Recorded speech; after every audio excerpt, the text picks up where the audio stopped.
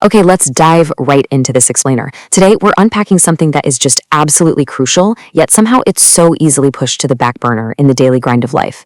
We're talking about why dating your spouse actually matters. And rather than just throwing generic relationship advice at you, we're going to look at a surprisingly grounded, completely relatable case study. The marriage of Jason and Kylie Kelce.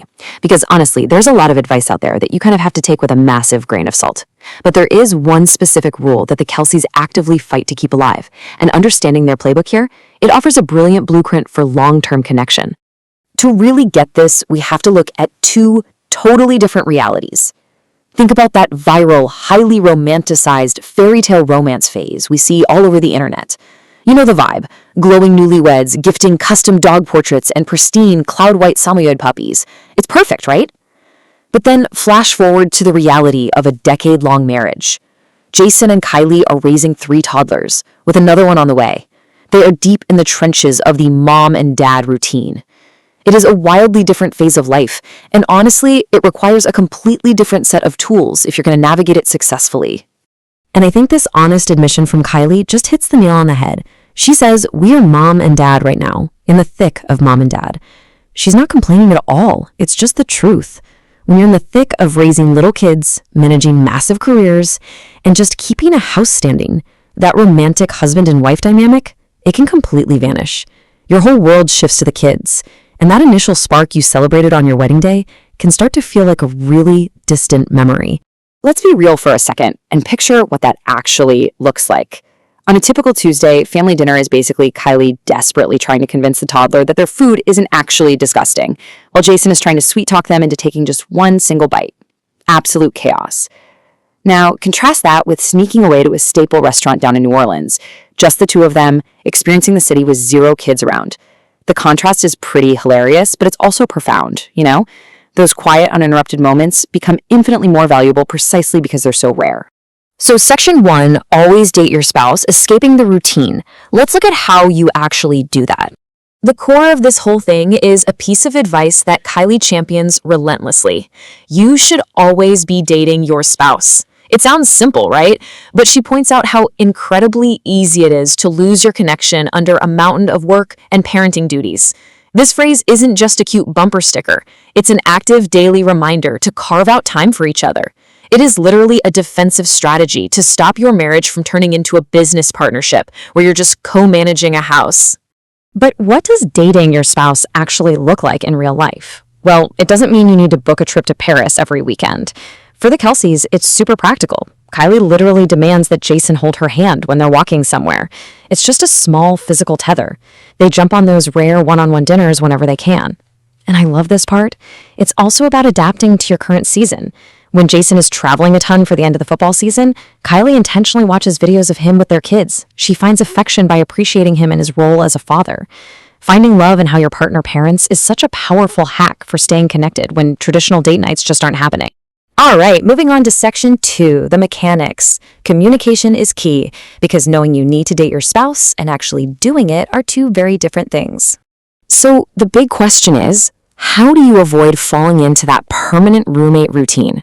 Because, spoiler alert, every single marriage with kids is going to fall into that trap sometimes. There is no avoiding it. The goal isn't absolute perfection here. The goal is recognizing when you're stuck in the mud and having a playbook to pull yourselves out. And Kylie outlines this brilliantly simple 3-step method for getting back on track. Step 1, pay attention and notice what you're missing. Maybe you just miss having a conversation that isn't about grocery lists. Step 2, and listen, this is the hardest part for most of us. You have to voice those feelings directly. Tell them, hey, I really miss doing this with you. No dropping passive-aggressive hints, just say it. And finally, step 3 is on your partner. They have to actively listen and go out of their way to fix it. It's this continuous loop of vulnerability and action that keeps the romance breathing underneath all that mom and dad chaos. This brings us to section 3, navigating love languages, or as it's known in their house, the trash debate. Communicating those needs usually leads straight to a conversation about love languages, and it's fascinating to see how these evolve in a long-term marriage. For Jason, things have stayed pretty consistent. He's always been about quality time and physical touch. But Kylie's needs, they took a hard pivot. Back in the day, she valued words of affirmation and physical touch. But now, with a chaotic house and 3 toddlers, acts of service has skyrocketed to the top of her list. When you are totally exhausted, someone silently doing the dishes is a million times more romantic than them telling you that your hair looks nice. And Jason sums up this shift with a quote that is just incredibly profound. He says, "Whatever language you're not being fed turns out to be the love language." Wow, right? Our current cravings in a relationship are almost entirely dictated by our unmet needs. If you're drowning in household tasks, of course you're going to desperately crave acts of service. Understanding this is a huge piece of the puzzle. You have to date the person your spouse is today, not the person they were 10 years ago. So what exactly is driving Kylie's desperate need for acts of service right now? Well, it is hilariously simple. It's the trash. This is the ultimate running joke for them. They split a lot of duties, but Jason has exactly one completely unshared job in the house, taking out the garbage. And he cheerfully admits that he almost never remembers to do it. It's funny, sure, but it perfectly highlights why checking in on those evolving love languages is absolutely essential. And that leads us to section 4, the foundation, honoring your shared history. We've talked a lot about the daily grind, but why do we actually put all this work in? To answer that, we gotta look backward. If we rewind the clock to their early dates, you'll see it was beautifully, wonderfully imperfect. Date 1 was just meeting up at a bar in your Reading Terminal Market. Date 2 was at a medical history museum, where Kylie casually dropped the bomb that she was leaving the country. And date 3? An ice skating trip that went entirely off the rails. The takeaway here is that real, enduring marriages are built on these chaotic, hyper-specific memories. When you make the effort to date your spouse a decade later, you are actively honoring and reconnecting with those messy kids you used to be. Let's actually look a little closer at that second date, the famous Thailand ghosting incident. Imagine this. Right after Jason drops Kylie off, she casually mentions she's leaving for Thailand for 14 days. Jason literally thought, wow, this is the most elaborate excuse to ghost someone I have ever heard. He was convinced it was over. It wasn't until she sent him a random, context-free picture of a monkey on a beach that he finally realized she was actually still interested.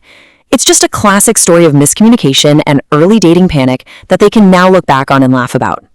But honestly, it gets even better. This next story is what really seals the deal. On their third date, they're ice skating at Penn's Landing.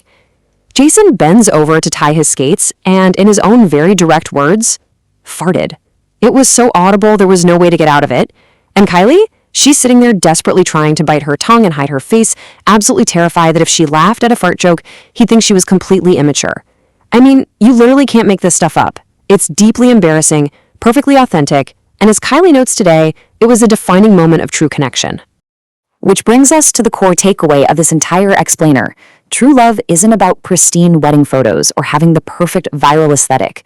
True love is finding humor and a profound sense of connection in the messy, intensely human, and totally unglamorous moments of a relationship. The whole reason you fight through the exhaustion of the mom and dad phase, the reason you demand they hold your hand, is to protect that foundation. You are guarding a shared history that literally no one else in the world understands but the two of you. So as we wrap things up here, I want to leave you with one very direct question to think about. When was the last time you actually dated your spouse? And I don't mean a quick logistics meeting about the kids' soccer schedules. I mean an intentional, focused moment of connection. Whether that means finally voicing a need you've been keeping quiet, taking out the trash without being asked for once, or just holding their hand on a walk. The effort is the entire point. Do not let the routine win. Keep dating.